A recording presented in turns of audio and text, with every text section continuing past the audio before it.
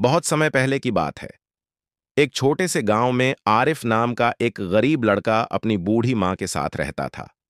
आरिफ बहुत मेहनती और ईमानदार था, लेकिन किस्मत हमेशा उसके खिलाफ ही रहती थी। उसके पास न तो अच्छी नौकरी थी, न ही कोई संपत्ति। मां की दवाई और 2 वक्त की रोटी जुटाने के लिए वह कभी लकड़ियां बेचता तो कभी कुएं से पानी भरने का काम करता। एक दिन वह जंगल में लकड़ियां काट रहा था कि अचानक एक बूढ़ा साधु उसके सामने प्रकट हुआ।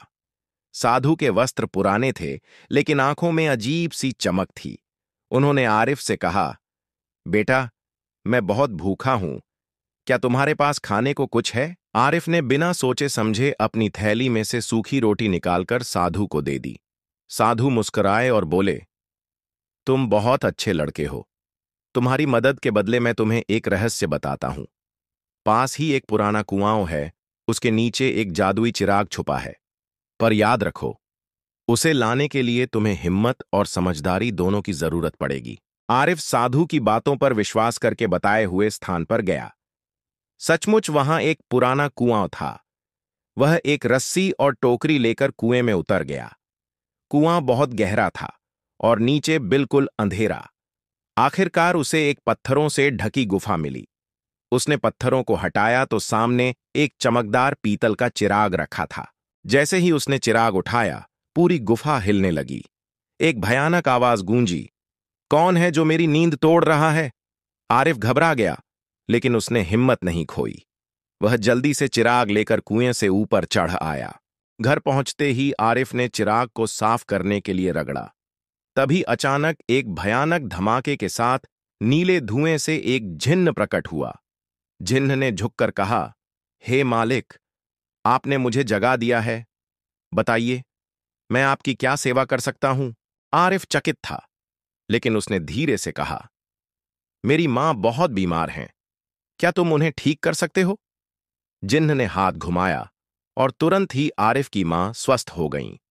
फिर आरिफ ने जिन्न से एक छोटा घर मांगा, जिससे वह आराम से रह सके।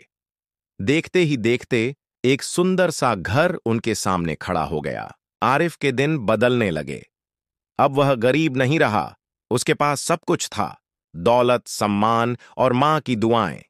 लेकिन जैसे जैसे उसका नाम फैलने लगा, गांव का लालची जमींदार शेख कासिम उससे जलने लगा। कासिम ने आरिफ से चिराग चुराने की योजना बनाई।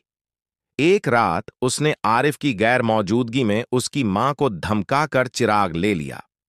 जैसे ही उसने चिराग रगड़ा, जिन्न प्रकट हुआ। लेकिन जिन्न ने कहा, मैं उसी का आदेश मानता हूं जो मुझे पहली बार जगाए।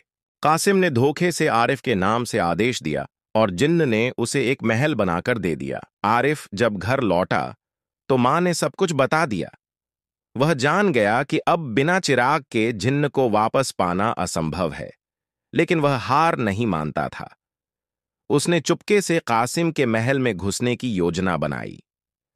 कई दिनों की मेहनत और चतुराई से वह महल में घुसा और चिराग वापस चुरा लाया। इस बार उसने जिन्न से कहा, ऐ जिन्न, कासिम को उसके लालच की सजा दो, लेकिन किसी को चोट न पहुंचे। जिन्न ने कासिम को गांव से बहुत दूर किसी वीरान पहाड़ पर पहुंचा दिया, जहां कोई लालच नहीं था, केवल पश्चाताप। अंत में अब आरिफ ने फैसला किया कि वह चिराग को अपने फायदे के लिए नहीं, बल्कि जरूरतमंदों की मदद के लिए इस्तेमाल करेगा।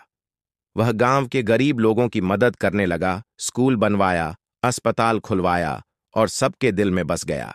जादुई चिराग ने उसे सब कुछ दिया, लेकिन असली जादू उसकी ईमानदारी और दयालुता में था।